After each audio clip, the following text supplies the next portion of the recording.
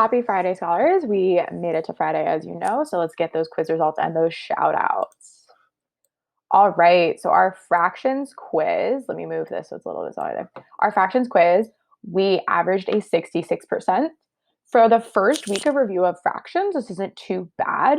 I think, actually, I really know that this average could have been higher though, because some friends were making some silly errors. We're going to talk about some of the testing trends that I saw in a little bit, but I did want to give a shout out to all of the friends who really took their time and crushed it this week. But I think I have some understanding of why this is a little bit lower than it probably should have been. All right, here's our wall of fame for this quiz, at least based on 9 a.m. this morning. We had several friends in the 100% club. We have Daniela, Isra, Jeremiah, Miguel, and Van Don. You guys will be getting your 4 Vista virtual points because you guys got 100%, which means you will be playing some Prodigy today because you don't have to watch the review video. You got 100%. Our 90% club, Miss Aubrey Adams, super excited to see you up there. My friend Brianna, great job. Charles and Owen. Then our 80% club, we have Angel Avendano, we have Angel Lopez, Destiny, Joseph Gomez, and Natalia. Super proud of all of these friends who absolutely crushed it on their quiz yesterday. Reminder, if you want to see your name up here, you need to be taking the quiz by Friday morning. So I want to see more names up here next week. All right, my friends, time for our weekly shout outs. These are our shout outs around the core values that we saw friends just really crushing this week. We have 3 friends from Hadley and 3 friends from Maryville. Drum roll, please. All right, our first shout out goes to Jeremiah. According to Miss Hendricks, he came to office hours pretty much every day this week just to say hi, to ask questions about his work, and he even offered to help others when he was in these office hours. He worked super hard to improve his quiz scores, and he's actually gotten 100% on the last 2 quizzes. So we noticed his hard work is super paying off. So he's getting bonuses for achievement and hard work. Next, we have Brent. Brent came to office hours pretty much every day as well, and he's always checking with Ms. Hendricks to make sure that his work is good and just keeping her updated on how his work is going, which shows a ton of enthusiasm and also just shows that he super values achievement and how he's doing. Finally, we have Riley. According to Ms. Hendricks, Riley always comes to reteach when she's invited, and she stays focused during reteach. She's making sure that she is getting that work done, which is just a lot of respect, not only for her classmates, but also just for herself. She knows that her time is valuable, and she's spending it doing her learning.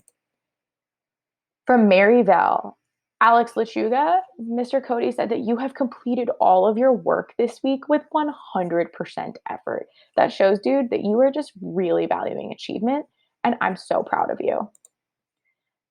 Jacqueline, Mr. Cody just super noticed this week how enthusiastic you were. You were coming to office hours to get help and asking how you can keep earning those Vista virtual points, which shows that you're enthusiastic for your work and also how we can be really engaging with those points to make sure that we are getting our work noticed.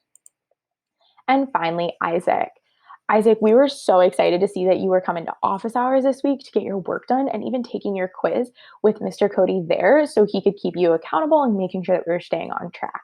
We're so excited that you were turning in assignments this week and so excited to have you. So these 6 friends were our shout outs for this week. Let's say, way to go, scholars. So proud of these friends. All right, so I would like to talk about some testing trends that I noticed from our quiz yesterday. Many friends were getting questions wrong because they were putting in the opposite answer of what the answer or what the question was actually asking for. For example, some of us were putting in the shaded amount of the shape when the question asked for the amount that was not shaded, which is kind of silly because not was in big capital letters. So the first testing trend that I saw was people just were not reading questions carefully. Because if we were reading questions carefully, we would pick up on the idea that we need to make sure that we were looking at the not shaded part. Another trend I was noticing was people were entering in answers that if you thought about it, they didn't really make sense. Like if you thought about the situation, you thought about the fact that like, oh, Miss Cupp had 10 pizzas, and then you were saying that an answer was something that would require me to have like more pizzas than I actually had. I don't know if you guys know, but like I'm not a magician. I can't make more things appear.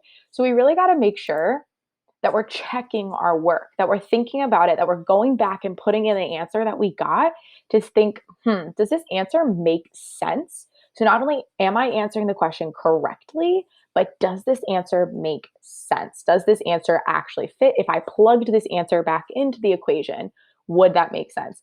Does the fraction actually have four parts? So is each piece of four? Those types of things.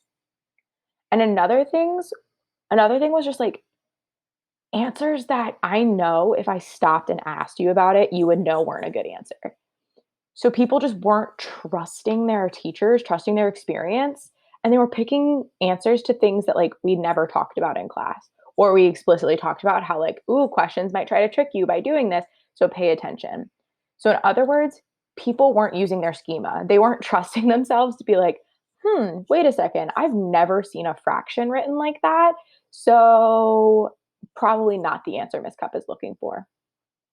Based on these testing trends, I've developed what I call my steps to success that we're going to talk about once we get into the practice for today. But I know that based on like last week's test results and then this week, some people might have been like, I wonder why people didn't do as well, or I wonder why I didn't do as well. And it's because we probably were doing at least one of these three things. So we weren't reading the directions, we weren't checking our work, or we weren't just like using our schema. Like, trust your gut. Does that answer make sense? All right. So, given the success of last week's magic word being a little bit of a fun fact or a history lesson, I thought I'd bring it back for this week because it's just fun to learn about cool things. So, on this day in history, so on May 1st in 1931, the Empire State Building opened in New York City. This is what it looks like. It's called the Empire State Building because the nickname for the state of New York is the Empire State. Fun fact, no one really knows why it's called that. Like, historians can't figure out who was the first person who called it the Empire State, but the name has just stuck since America was created, which is kind of funny. Anyway, back to the state building. So, to its roof, the Empire State Building is 1,250 feet tall. I know that number is kind of big, so to put it into more understandable terms, that's like if we took 380 football fields and we stuck them on top of each other. That's how tall this building is.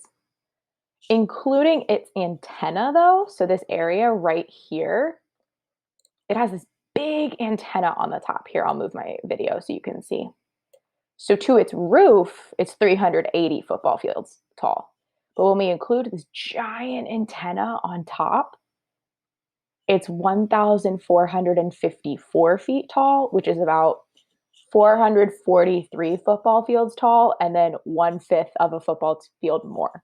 So it's 443 and one fifth football fields tall. Like, that's how huge this building is. Until 1970, it was the tallest building in the world. So for about 41 years, it was the tallest building in the whole world in New York City.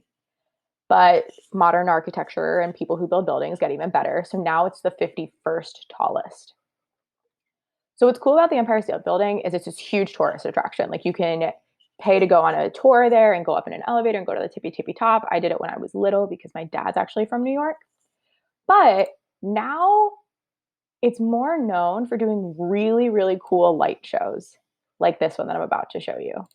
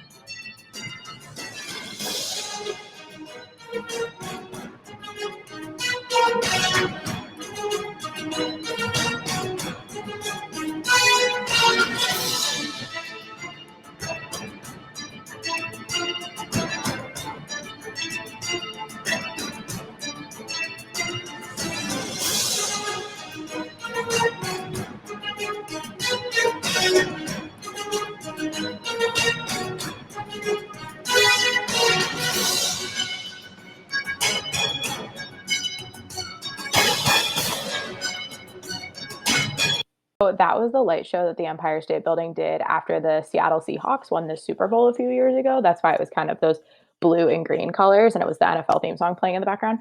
But they do light shows like that on various holidays. Actually, yesterday it lit up blue in honor of all the healthcare workers who are currently working super, super hard to fight COVID-19 and to treat people who are getting sick right now. So they lit the whole thing up in this like really, really pretty blue color. But when I was making these slides, they hadn't posted the video of it yet.